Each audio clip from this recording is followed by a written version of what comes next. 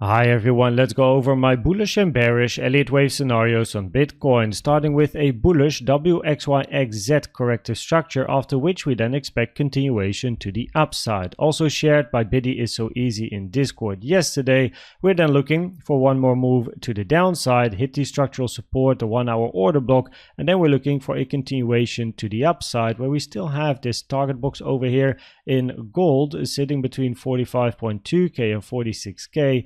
Which also increases probabilities for me that we are still going to take this high at a given moment, because so far this high did not have any great confluences here, like great resistance, right? Now in this particular scenario, we are then looking for a triple zigzag, where in wave Z, we're also looking for another ABC to the downside, where then your wave C most common target is between the 1 and the 1.236, sitting between 42.7k and 42.5k, with the 1.618 target for a wave C sitting at 42.1k. Now the 1.618 is sitting just above a 1 hour order block, which is important support between 41.8k and 42.1k, and we also have the volume profile of this range, where the value area high, point of control, and value area low are important confluences. If price doesn't hold this low and moves to the downside, this is the main area of support, but below that there's not too much left, and I don't really have any great support areas here, any target boxes as well, until we're going to reach the daily naked point of control at 39.5k. So for more upside, it's definitely important to hold this range or this low over here, and then we can be looking for price to move towards the upside. Now what is nice so far is that this corrective structure is contained inside the range, and that is also what you like to see in a WXYXZ scenario or corrective structures in general. So after this scenario we would expect a move up. If we then go to a more bearish scenario, we're looking for this diagonal in a 1, 2, 3, 4 and eventually a wave 5, where also wave 1, 3 and 4 are zigzag structures, and wave 2 and 4 also have to be zigzag family structures. Now in this scenario, wave 5 is not allowed to be longer than wave 3 in a contracting diagonal. So the invalidation for your wave 5 is sitting at 42.4k, 42.5k. So we want to see continuation to the upside before hitting this level. But you do like price to go below the low of wave 3, which is sitting at 42.8k. So you don't really have too big of an area of support before you then expect a move towards the upside. Now at the moment, this is not the highest probability scenario, but it's at least good to plant the seed and keep an eye on how it is developing. The most bearish scenario would be a impulse to the downside, and then a wave 1, 2, 1, 2 continuation to the downside. In this scenario, as it stands, if this is your 1 and this is your wave 2 and then potentially another 1, 2. But the main issue I want to talk about is the white 1, 2 over here, because if this is your wave 1 and this over here is your wave 2, then your wave 2 is a very weird structure. It's a very deep wave B or X as well. So that's not really preferred. If you put your wave 2 on the other side over here, right, and this is your next wave 1, and your next wave 2, then it retraces to the 886, which is rare for a wave 2, so that also lowers the probabilities. And if you would move your wave 1 to the downside, where now this wave 2 is not a weird structure like this, but only a structure like this, then this wave 1 becomes a very weird structure, right? So a impulse to the downside at the moment in multiple 1-2s building before then a big drop to much lower prices, because after many 1-2s you expect price to just tank. At the moment that is not a high probability scenario, and we definitely need more information for that. Now a bullish scenario would be for the low to be in, and we're going to be looking for price to move to the upside. Now yesterday we were looking over here for a potential, hey, 1, 2, 1, 2, 3, 4, 5, 4, 5, but we never got a 4 and a 5 to the upside because price dipped too deep. So an impulse here is already invalidated.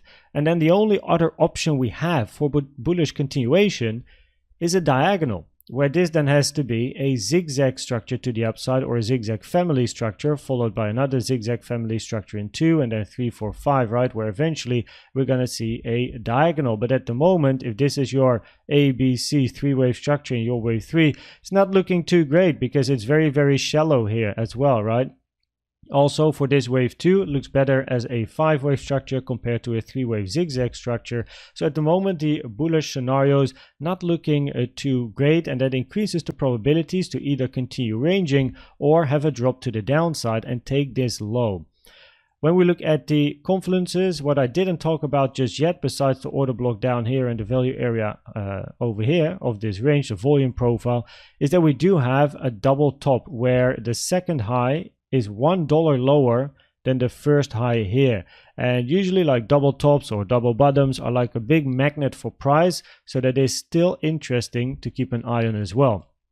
If we look at the CVD divergences, we had some bullish CVD divergences over here, but they just got countered by these bearish CVD divergences, which already played out. So the bullish ones here, our left target is this high over here, but it is interesting to keep an eye on the more local and lower time frames, because these always have priority. Here you can see a higher low in price, lower low on blue. That's a bullish CVD divergence. However, what is important here is that that same blue line changed from showing bullish CVD divergences here to bearish CVD divergences here. So that same line showing bullish first turned into bearish more locally, which is a very important change on the same line, which decreases the probabilities of this bullish CVD divergence. We also have news coming today. So at 2:30 p.m. Central European time, we have the red flags over here, which might increase the volatility. Volume might kick in. So make sure that you trade safe around these hours, as price can definitely shoot to either the up or the downside. We of course don't yet know which direction price is then going to choose. We can only play the probabilities from an Elliott Wave scenario.